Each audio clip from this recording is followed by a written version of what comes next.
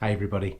So it's the day after the night before Paul McCartney at Glastonbury last night, and I just wanted to take a little bit of time to reflect on what happened last night and basically to say I got it wrong. I'm going to hold my hands up. I did a video a couple of years ago before he was due to originally headline Glastonbury. I say originally, the 2020 Glastonbury that he was lined up for.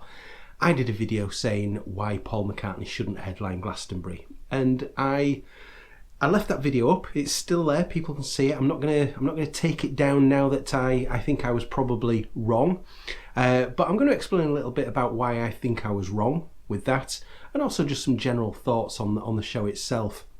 So first of all, I'd like to thank everybody who joined me for my live watching party that I did. It was a bit of a last minute decision to do it. It was just something I decided on yesterday afternoon.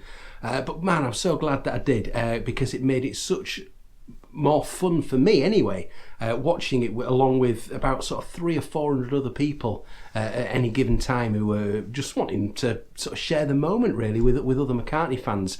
So that was great to do, and I decided that I was also at the same time going to put on the screen during that watching party a picture of the sort of live Twitter feed of what people were saying about Paul McCartney. Partly because I was hoping to sort of pick out some good comments, and also, if I'm honest, I was maybe trying to sort of prove myself right about how I'd said why I didn't think he should headline Glastonbury. But I didn't get the opportunity to do that, and I'm so glad, because that would have been a bit of a negative thing to do and wouldn't really have been fair. But let's go back and just briefly touch on what I said a couple of years ago. I was really concerned that Paul had been having trouble with his voice. There's no getting away from that. Live, his voice is nowhere near what it was, and why would it be? You know, even 2 years ago, he was 78. Why would it sound like it did all those years ago? But I was worried about the reception that it was going to get especially online, from the sort of casual people watching. His reputation was always going to be safe among the fans, but just his general sort of legacy amongst the wider public. I was concerned that when that was sort of when that sound was sanitized through TV speakers rather than you being in a field and soaking up the festival atmosphere, that it might really expose the fragility in his voice at the time, and I was worried.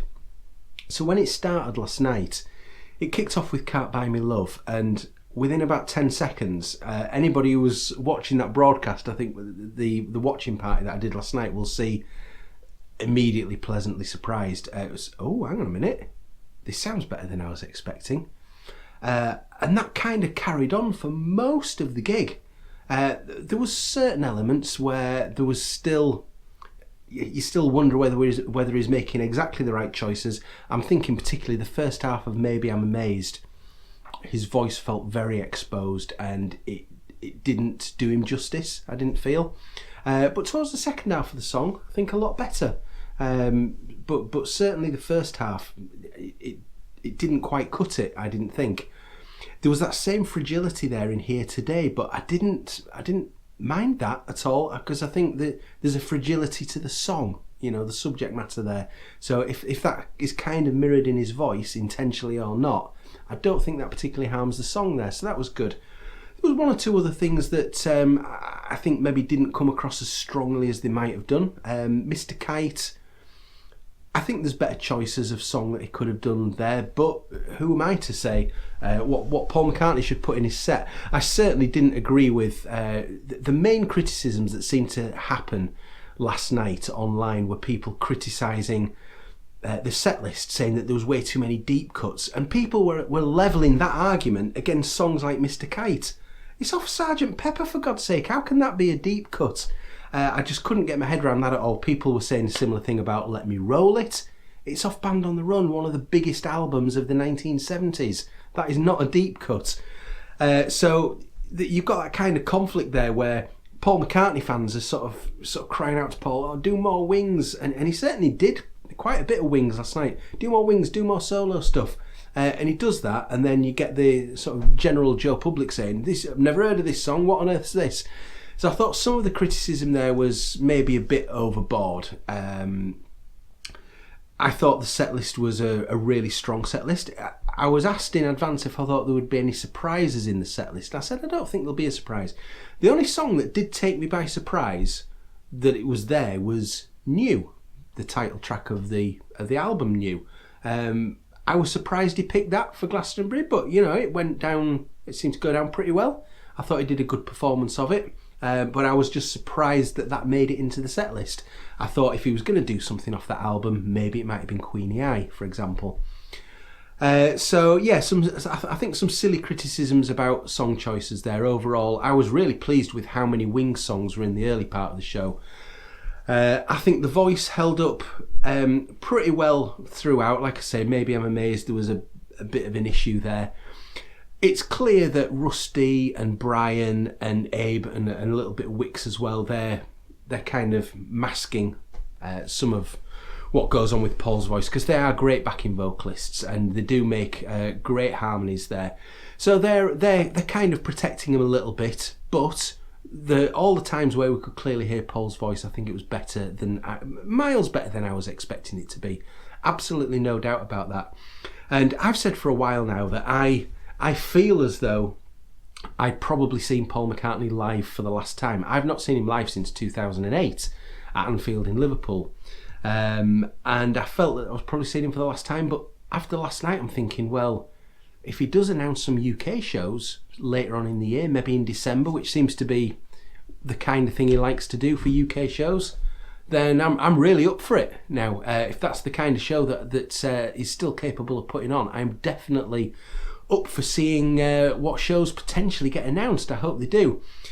So I was also worried a little bit, like I say, about what would his legacy be like among the more casual people. I'm not talking about the fans, his legacy's secure, but among just the general public. And I think overall, from what I saw last night, it was overwhelmingly positive last night, and I was really pleased to see that. But overall, people saying, you know, for an 80-year-old, this was incredible that he could do a 2-hour 45-minute show with that energy, pulling off so many classics. I think he really did nail it, and the general vibe seemed to be so much better than it was for previous shows that he'd done like that are broadcast on national TV, like Queen's Jubilee shows and London Olympics. He was beset with technical problems at London Olympics, which really didn't help, but he got absolutely slated online, and that was why I'd said 2 years ago I was really worried about him doing Glastonbury and the reception that it would get. But as I say, I'm really pleased to say that I was wrong with that video from 2 years ago. I'm still not going to take it down because it's what I said, it's what I felt at the time.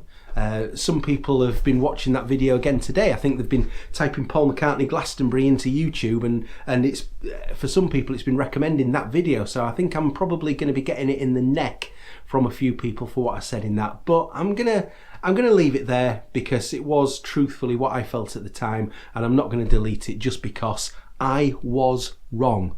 There you go. I hold my hand up. Paul McCartney, you absolutely nailed Glastonbury last night. It was an absolute triumph. It has done wonders, probably, so certainly for your short-term legacy anyway, and has done no harm long-term at all.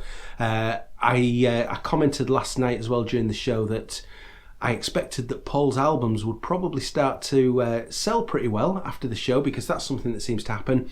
I looked on the Amazon Movers and Shakers chart this morning, and 14 of the top 100 albums this morning were either Paul McCartney studio albums, compilations, or Beatles albums. So it's not done them too bad in that department either. So yeah, thank you for watching, guys. I was wrong. I'm happy to admit it. I'm delighted to admit it. And let me know what you think down in the comments. I'd love to hear from you as always, and I will see you again very soon. Cheers. Bye bye.